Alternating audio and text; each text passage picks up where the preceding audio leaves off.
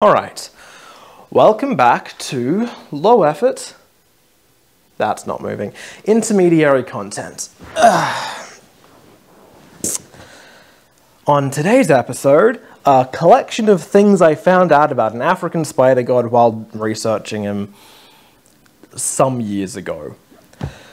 The story behind this specific script is somewhat interesting enough to tell, I suppose. Shut the fuck up. Cause in either early 2021 or 2022, I truly don't remember, I was working a job that was severely overworking me. We're talking 7-8 hour hospo shifts, 6 days a week with a half-hour drive either side. Not a situation you should ever be in. Bad. Like Aussie minimum wage, which is better than fucking American minimum wage for a waiter, but still shit. Anyway, in the brief spurts of energy I had around this job, I got interested in doing a video that mimicked the style of a YouTube channel called Overly Sarcastic Productions, who are a great channel if you're interested in writing or in history. Absolutely check them out, and eventually settled on trying to do something like a miscellaneous myths, which is essentially where Red, one half of the two people who make the content for the channel, looks at a figure or like a mythological figure or a certain myth and just kind of recounts it and talks about some of the greater contexts and culture around that story. And after much deliberation, I settled on having a bit of a look into Anansi, the spider storyteller, trickster god of a lot of African mythologies. If you're arachnophobic or anything, don't worry, there won't be any images of spiders. That would require searching up images of spider, and this is low effort, intermediary content. If you haven't twigged by now, the title is a joke. Mostly. Some of it's true. I will have my cock blown off by the end of the episode. And the other part of it also has some truth. Anyway, because of just how overwhelmingly shit the job I had back then was, I only got through a couple sessions of sitting down and properly trying to research Anansi. And I found some really interesting stuff that I will be telling you throughout this video, but at this point, it's been either 1 or 2 years, depending on when I actually started writing it, and it's probably not going to happen. So I thought I would just go over it now. So what's going to happen is I've got the script here. I'm going to scroll through and tell you the things that are interesting and cool, and then we'll get into the kind of crackpot theories that I had towards the end of the research process that I got through. So, Anansi is a trickster god, which is a staple of many polytheistic mythologies. Polytheistic just meaning multiple gods, or oftentimes multiple cults.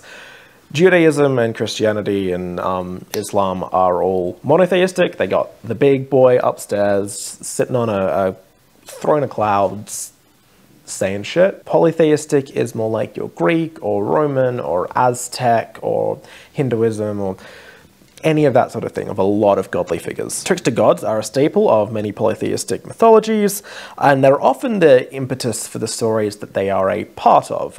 Loki in Norse mythology is the one who starts off Ragnarok. He's the one who kills Baldur, which gets him locked away, which then makes him mad enough to start off Ragnarok. He makes Thor wear a dress, I think. I don't have that great a memory of Norse mythology. He absolutely may have had domains outside of being a pure trickster figure. There is an excellent video by Overly Sarcastic Productions about that. I could probably, if you check that video, you'll probably be able to tell when I started writing this, because if it came out during 2021, then I would have started writing this in 2022, and it's only been a year. If it came out in 2020, well, despite that tricksters can have domains outside of just being a trickster, generally because their role as a trickster is important in the stories they start, that's how we now remember them, because we don't need to pray to Loki as a god of hearth and home. We just remember him for all the ha-ha funny Marvel movies and series. That one, Multiverse of I don't know Marvel shit. Yeah, the domain has no relation to whether he's a trickster. You see this in other mythologies. For example, in Greek mythology, you have the goddess Eris, who is a personification of strife, split between warlike and bloodthirsty version of itself and a cheerful, mischievous one. Basically, it's like on April Fool's Day, the cheerful, mischievous Eris will put a whoopee cushion underneath your pillow, and the other Eris, the like bloodthirsty one, will drop a nuclear bomb. Good luck. That lighthearted version of Eris is a literal trickster, but in various mythological stories, the role of a trickster is usually filled by Hermes, who was tricking other gods from infancy. Cows and shit. He stole some cows from Apollo and then was like, I'm just a little irascible scamp, I'm just a little guy, you can't possibly fuck me up. And Apollo said, fucking watch me. So Hermes made a lyre out of cow intestine and a turtle shell. And that's how the lyre was made. Aren't we learning so much? Don't use me as a reference for anything, I will end you. Part of the reason that you'll have Hermes used over Eris is that Eris, as far as I could find, never actually held a temple or a cult, whereas Hermes was one of the 12 most important figures in the mythos, being the patron god of merchants, travelers, thieves, orators, and heralds. Anansi, we're getting back to it, we're getting back around to it, is in a similar position. As a god, he is a storyteller, a spider spinning tales, but his role within the mythology is more that of a trickster, someone who gets in trouble thanks to his own hubris and then gets out of it with his wits. Then we start getting to the bits that separate Anansi and make him a little more interesting than, well, not more interesting, interesting in a different way to some of the other trickster figures you see, like, well, actually, we'll get to those later. I remembered a bit of the script that is actually a later bit of the script. Oh my god, look at me go. But the thing that makes Anansi interesting is that he isn't a trickster within a pantheon, and like he fulfills this one role, but there are stories that involve all sorts of other beings. He's kind of the face of the whole pantheon. The stories he comes from are the main oral tradition of the Akan people of predominantly Ghana. The name of that oral tradition is Anansesem, which quite literally means the spider stories. So there are other larger gods. The god that he steals stories from to give to humans in a very Prometheus-like way, who is another trickster figure, is, I forget if it's a role of like the great overarching creator, like the primordial chaos in like sort of Greek stuff, or if it's like a rain god or something. It's one of them, probably both, honestly. I think if you're in a desert, you probably have a lot more respect for like rain gods. So, well, an arid area. I don't think Ghana's all desert. It's rare to find a place that is. Anyway, that was meant to segue into like a story about how Anansi stole the sky god stories. I didn't write that down. I was getting into this research hole of the origins around and like the ideas around Anansi. I hadn't slotted in the stories yet. So then there would have been like this great little bit, but we don't have it. Anansi means spider in the language of the culture that he comes from, which means that he follows this old tradition of trickster figures often just being named the animal that they are. In Native American folklore, you have coyote. In Aboriginal Australian Dreamtime stories, you have crow. And in African American sort of folk tales, you have a figure called Brer Rabbit. Now, Brer Rabbit, there's a bit of truth to the title, like the actual bit of truth to the title, which is that when I was a kid, I had a collection of stories by Enid Blyton, who wrote the Magic Faraway Tree and all that sort of stuff, but also collected these stories and sold them as a collection of stories about Briar Rabbit, not Brer Rabbit. So this like collection of stories that I loved as a kid and would read like again and again, and I still have like a memory of how old and well kept but like fragile this book was. They're the gentrified version of slave tales. Ha. Yeah. That's not great, but it did happen. So, back to Anansi. Part of this like research stuff was me trying to chart the journey of the stories of Anansi. In the probably quite shallow research that I did, all instances of Anansi that I could find came back to the Anansi tradition of the Akan people.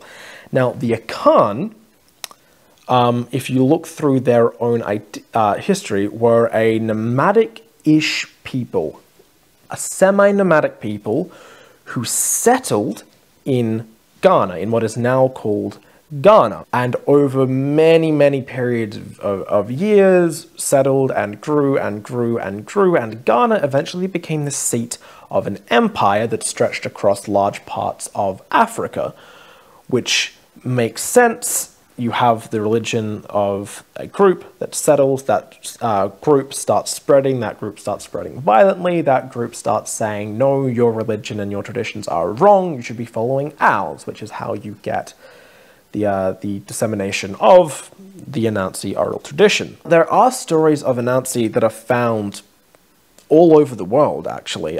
There's some in the Caribbean, and of course all over Africa. And I think, and by think I can be fairly sure, that the reason for that is the villain of our little story, as it is the villain of most stories, the transatlantic slave trade. Because what you have is you have Ghana, which was the seat of a lot of slavers. They worked quite well with the West India Company, sending slaves out. So you have in the Caribbean and all over the place changes to the name. So in the Caribbean it's Nanzi. I found a version of it that's Hapanzi. I don't know exactly where in the world Anansi is called Hapanzi, but same stories, different name. And there is one situation which, if you're very clever, you've already twigged on, where Anansi, the oral tradition of a large amount of African slaves, spent a long time in a place where cultural traditions were crushed and told not to exist and had to survive by any means necessary, which is America. So, African slaves captured, sold, well, African people captured, sold into slavery, taken over to America, lived their life in slavery, passed down their oral tradition because that's all they could pass down. As that oral tradition is passed down, it changes. The stories of the spider sort of shift and change until they're a story of a different animal, like a rabbit. And eventually, that rabbit, the stories of, gets seen by a woman called Enid Blyton, who goes, I should collect those into children's stories and sell them. And then my grandmother, or maybe great-grandmother, buys a copy of the book and reads it to her child and down to me. So, by researching into Anansi, I managed to uncover the really quite shit origins of a story that I really liked as a kid, of a bunch of stories. Once again, kinda shit. Knowledge is a curse, and one that we should really be avoiding at all costs. Now, that wasn't just me sort of going, this is what definitely happened, this is what probably happened. There is a book called How the Spider Became Bald by Peter E. Addo, which I kind of gathered that from various excerpts from. I couldn't find a full copy of the book anywhere. Anywhere that had it in print wasn't shipping to Australia, so I never actually got a hold of it to like read through and properly confirm. So yeah, that's sort of the interesting side of it, of the spider, of Anansi, of everything that kind of comes through. There are some other stuff as well, but yeah, no, we'll run through that quickly. Something that is interesting is that Anansi feels like a smaller figure in a larger pantheon that we just don't really see. But something that you will often see in polytheistic religions, like in Greece, is that you'll have cults of specific gods. You know, the cult of Dionysus, the cult of whatever. People who, not necessarily cult in the modern sense of the word, cult in the which of the gods do you actually pay the most credence to, which of the gods is the most impactful for you. So my little pet theory was that you had the Akan, who were this nomadic people, but they were nomadic because they had been unseated from their home in some sort of religious situation. Maybe, I'm not going to theorize on what specifically, but you have a cult of a trickster god who stole stories, maybe a spider, maybe that sort of changed as they traveled. In a precursor religion, who I was trying to look into and seeing where that possibly could have come from, but didn't get that far into it. They tell their stories of their god as they travel, and they don't really pay attention to or care about the fringe stories. End up settling in Ghana. That takes root, and what you end up with is a glimpse of a larger religion through the eyes of the stories of a single god. That was something that I was looking into, but ultimately didn't find enough to really confirm, and might have been able to if I'd kept looking into it, or better at looking into it. So yeah, Anansi, a very interesting figure. I do wish I could have gotten this script finished, but, you know, maybe eventually. Probably not. Almost certainly not. Ultimately, I feel like the most interesting part of this was the finding out about the chart of going, oh, okay, here is a place. The chart of going, oh, here's a god that I'm interested in. Oh, the stories are like directly correlated to a collection of children's stories that I loved as a kid. What the fuck? Okay. Small world, terrible world, god-awful world, but world that exists. I think I'll see if I can edit something coherent out of this. There's been a lot of stopping and starting. But overall, had a good old time. Said some shit about Anansi. I think that's going to be it for today. Stay frosty. Don't, actually, just don't.